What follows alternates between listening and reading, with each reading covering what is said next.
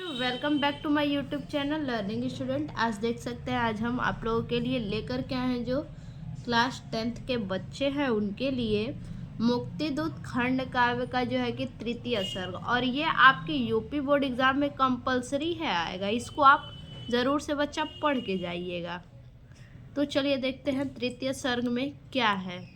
ठीक, और ये ज़िला वाइज करके आता है। ये हमारे गाजीपुर ज़िले में मुक्तिदूत आएगा। जो गाजीपुर ज़िले के स्टूडेंट हैं वो यही लिखेंगे। तो देखिए तृतीय सर्ग। तृतीय सर्ग में अंग्रेजों की दमन नीति के प्रति गांधी जी का विरोध व्यक्त हुआ है। क्या कह रहा है कि तृतीय सर्ग में अंग्रेजों की दमन नीति के प्रति, जो अंग्रेजों ने दमन नीति किया है उनके ही प्रति गांधी जी ने क्या किया है, विरोध व्यक्त किया है। कि किस प्रकार से ये विरोध किए हैं। देश में अंग्रेजों का शासन था। देश में किसका शासन था? अंग्रेजों का शासन था और उनके अत्याचार चरम सीमा पर थे। अंग्रेजों के जो अत्याचार थे वो बहुत अंत कर चुके थे उन लोग अत्याचार को। भारतीय बेबसी और अपमान की जिंदगी जी रहे थे। जो भारतीय लोग थे अंग्रेजों के अत्याचार को सहते सहते क्या हो गए थे, बिल्कुल भी बेबसी और अपमान की जिंदगी जी रहे थे। क्योंकि अंग्रेज जो थे बिल्कुल बेबस कर देते थे, लाचार कर देते थे, अपमानित करते थे। केवल वही लोग सुखी थे जो अंग्रेजों की चाटुकारिता करते थे।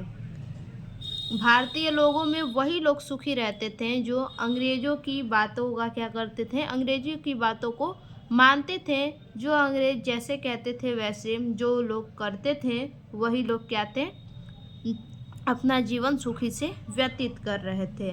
यानी मान के चलिए कि जो लोग अंग्रेजों के जो तलवे चाटते थे, एक प्रकार से मान लीजिए तलवे चाटते थे, उनका ही कहना मानते थे, हाँ में हाँ ना में ना, यही सब करते थे, वही लोग केवल सुखी थे। गांधी जी भारत की दुर्दशा का कारण भली भांति समझते थे। गांधी जी क्या थे कि भारत की दुर्दशा, जो भारत की दुर्दशा थी उस दुर्दशा को भली भांति ये समझते थे, जानते थे कि क्या बात है। इसके बाद भी उन्होंने अंग्रेजों के प्रति पहले नम्रता की नीति अपनाई। ये इन सब चीज़ों को जानते हुए भी गांधी जी ने क्या किया, नम्रता से व्यवहार किया, नम्रता की नीति अपनाई, नम्रता से अंग्रेजों से क्या किया, बात किया।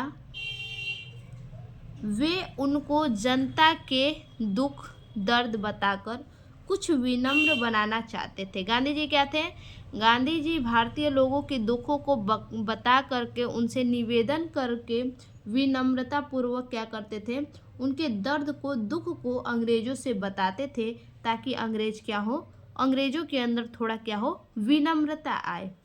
परंतु जब उनकी नीति से अंग्रेजों का हृदय नहीं बदला, यानी जब गांधी जी उनसे विनम्र किए, दुख दर्द को बताएं, फिर भी क्या हुआ, अंग्रेजों ने नहीं माना। अंग्रेजों में जो है कि जरा सा भी विनम्रता नहीं दिखी। अंग्रेजों ने जब नहीं माना, उनके अत्याचार उसी तरह से थे। तो देखिए, परंतु जब उनकी नीति से अंग्रेजों का हृदय नहीं बदला, उनका अंग्रेजों में थोड़ा भी क्या हुआ, बदलाव न आया, तब उन्होंने अंग्रेजों के विरुद्ध सविनय सत्याग्रह के रूप में संघर्ष छेड़ दिया। तब उन्होंने क्या किया, गांधी जी ने, उन्होंने अंग्रेजों के विरुद्ध एक आंदोलन छेड़ा, सविनय सत्याग्रह आंदोलन छेड़ा, आंदोलन के सत्याग्रह के रूप में संघर्ष छेड़ दिया। गांधी जी ने प्रथम विश्व युद्ध के समय, गांधी जी ने क्या किया, जब प्रथम विश्व युद्ध चल रहा था उसी समय से देशवासियों से अंग्रेजों की सहायता करने का उन्होंने क्या किया, देशवासियों से क्या किया, अंग्रेजों की सहायता करने का आह्वान किया।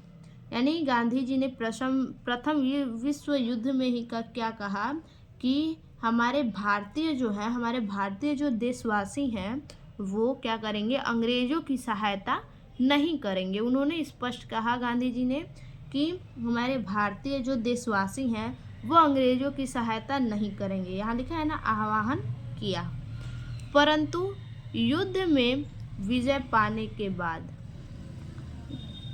अंग्रेजों ने रॉलेट एक्ट पास करके अपना अत्याचार शिकंजा और अधिक कर दिया। देखिए क्या कह रहा है, जब विश्व युद्ध पे विजय पाने के बाद जब ये लोग क्या किए, विश्व युद्ध जब हुआ तो इन्होंने विजय पा लिया। जब विजय पाया तो अंग्रेजों ने रॉलेट एक्ट पास करके, अंग्रेजों ने क्या किया, रॉलेट एक्ट पास करवाया और पास करवाकर अपना अत्याचार क्या किया और अधिक कड़ा कर दिया और भी ज़्यादा भारतीय लोगों पे अत्याचार करने लगा।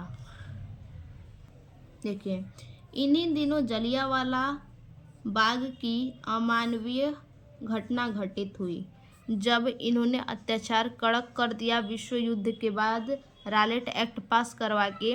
तभी क्या हुआ कि जलियांवाला बाग की अमानवीय घटना घटित हुई, यानी जलियांवाला बाग हत्याकांड होने लगा। ये घटना वैसाखी के अवसर पर, उस टाइम क्या था, वैसाखी का अवसर था। वैसाखी जो है कि पर्व है, यही त्यौहार अमृतसर के इस बाग में, अमृतसर में क्या था, वैसाखी पर्व था। अमृतसर के इस बाग में अंग्रेजी शासक के विरुद्ध प्रस्ताव पारित करने के लिए जनता एकत्र हुई थी। देखिए तभी क्या हुआ था अमृतसर में, उसी समय वैसाखी के समय ही जनता एकत्र हुई थी। अंग्रेजों के शासन के विरुद्ध प्रस्ताव रखने के लिए जनता एकत्र हुई थी कि जनता उपस्थित तो हुई। आगे देखिए कि जनरल डायर नामक अंग्रेज, जब जनता एकत्रित हुई तभी अंग्रेजों में से एक अंग्रेज था जिसका नाम था जनरल डायर। वही जनरल डायर जो अंग्रेज था, अंग्रेज सेना नायक ने, वही जनरल डायर अंग्रेज सेना नायक जो था, इतनी एकत्र भीड़ को देखकर क्या किया उसने, निहत्थी भारतीय जनता पर अंधाधुंध 1650 चक्र गोलियों की वर्षा कर उसे भून डाला। जो लोग एकत्रित हुए थे उन सभी लोगों को ये जो अंग्रेज सेना नायक थे, ये भारतीय लोगों को अंधाधुंध गोलियों की बाढ़ से क्या किया, इन्होंने पूरे जितने भी लोग थे उन्हें भून डाला। डायर की पशुता का दृश्य देखकर, डायर की, देखिए इन्होंने तो भून डाला, लेकिन जितने लोग उसमें मरे उसी में क्या हुआ कि किसी का बेटा मरा, किसी का पति मरा, तो किसी का भाई मरा। ठीक, यानी बहुत जो माताएं थीं, वो जो पत्नियां थीं वो विधवा हो गई। इस दृश्य को देखकर, डायर की पशुता का दृश्य को देखकर डायर जो ये कार्य किया था, गोलियों का अंधाधुंध जो मतलब जो गोलियों से भून डाला, वो क्या था, पशुता था। उसके अंदर बिल्कुल जो था पशु की सामान्य उसका काम था। डायर की पशुता का दृश्य देखकर गांधी जी का हृदय दहल उठा। इस दृश्य को देखकर गांधी जी का हृदय क्या हुआ, बिल्कुल दहल उठा।